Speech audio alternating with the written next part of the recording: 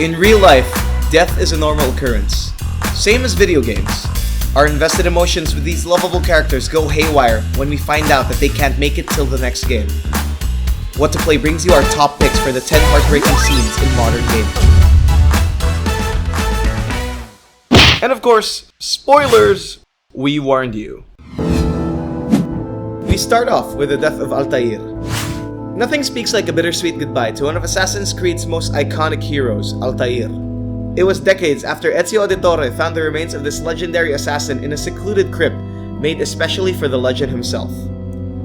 Altair bids farewell to his son and locks himself up to protect the world from the megalomaniacs who want nothing but to steal his knowledge. Ezio meets his predecessor for the last time and discusses the pieces of Eden in an ethereal conversation that broke the fourth wall. It's in this moment that players knew the beauty of humanity at the expense of power. It's a worthy send-off to one of Ubisoft's most memorable heroes, and a rather risky attempt to create new generations of assassins.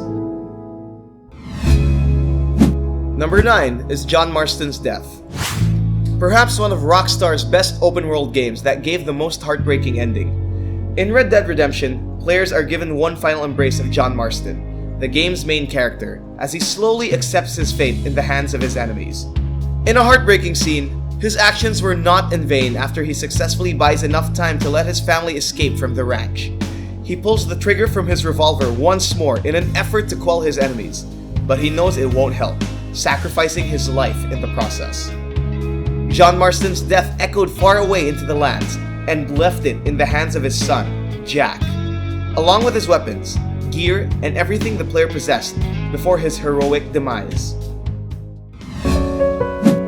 Number 8. The boss's final moment. There's nothing more heartbreaking than watching your mentor die in your own hands.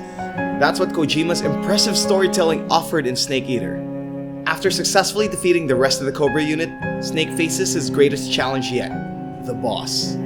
In an emotional fight surrounded by the peaceful nature of lilies, Snake is trapped in an internal turmoil between successfully finishing the mission or failing it. The result was the former. There's only room for one boss, and as the boss fell to the ground, Snake knew that killing her was the only way to fulfill his duty.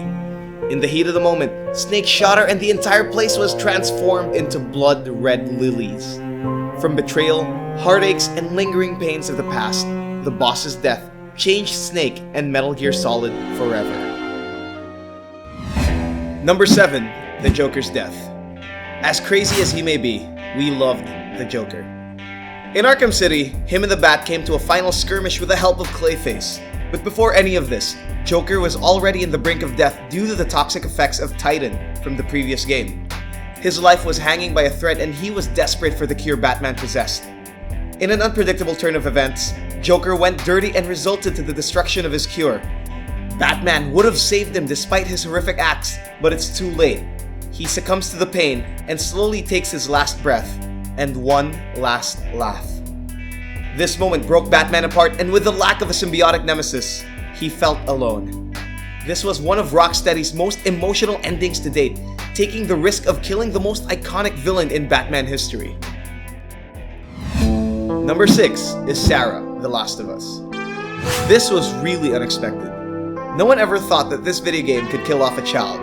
I mean, we get it. They have infected people, but killing an innocent child? Low blow for us. Sarah is the daughter of The Last of Us's main protagonist, Joel. This spunky little girl was introduced during the first few hours of the game.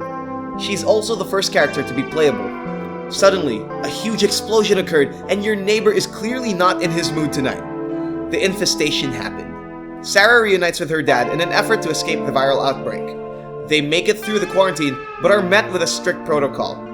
Orders are to shoot any living thing that passes through it. Unfortunately, this spirals into one terrifying conclusion. Sarah was shot before Joel could turn around to shield her. Need we say more? We are still not over this. We're glad she met Ellie though. Number 5. Vesemir's heroic death. They say no Witcher ever dies in his sleep. I guess they're right. In a climactic battle against the Wild Hunt, one dire sacrifice was so memorable it broke our hearts. Vesemir, the big bad wolf from the School of the Wolf. He is the mentor of Geralt, Eskel, and Lambert. He has seen a lot of things and is said to be more than 100 years old. He's so legendary, he aided Geralt on his quest to find the Child of Prophecy. However, as soon as the battle ended, Vesemir has to face the difficult choice of either saving Ciri from the clutches of the Wild Hunt or sacrificing himself. He chose the latter, and it broke Ciri apart. His death was never in vain though. Vesemir's legend will forever be sung in Dandelion songs. Number 4 is Mordin Solus' sacrifice. Yeah, we know, the Mass Effect series had some very heartbreaking deaths. But how can we forget about our favorite genius Solarian, Mordin Solus? If he makes it during the suicide mission, Mordin can trigger a side quest in Mass Effect 3 to cure the genophage, a life-threatening biological creation created from Mordin's species to protect themselves from the Krogans. However, Mordin feels the need to cure them of the disease once and for all, to save the world from the Reaper invasion. Because no one else would do it right. Right? As saddening as this is, he makes one noble sacrifice to save the entire Krogan species from extinction, while maintaining his ever-calculating attitude. My xenoscience studies range from urban to agrarian. I am the very model of Number 3 is Lee Everett's fate.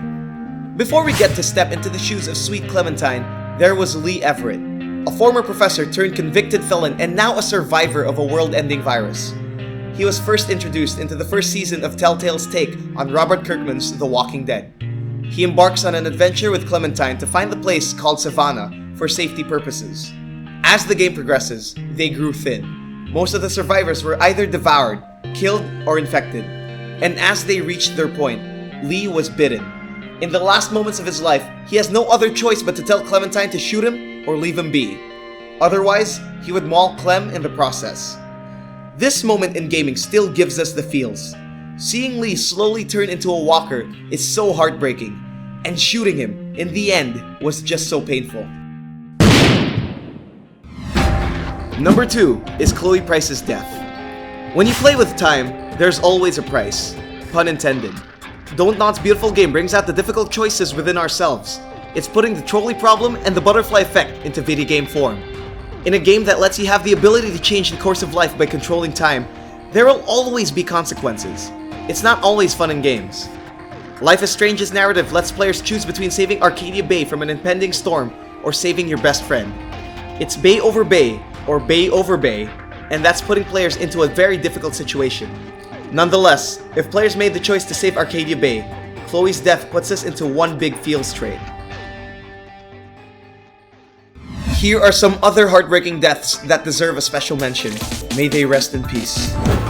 Soap McTavish. Everyone's bro, Soap's dramatic send-off to the Modern Warfare franchise still lingers in our hearts.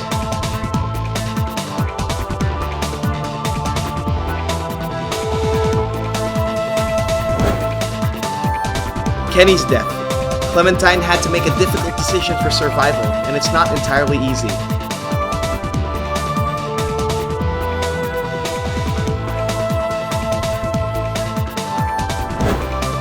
Noble Team. Noble Team's deaths are by far the most heartbreaking deaths in Halo history. Goes the same for its franchise.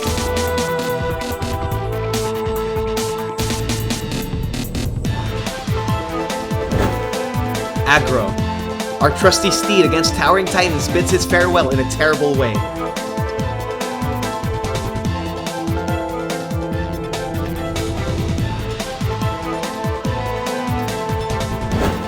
And Dom. Need I say more?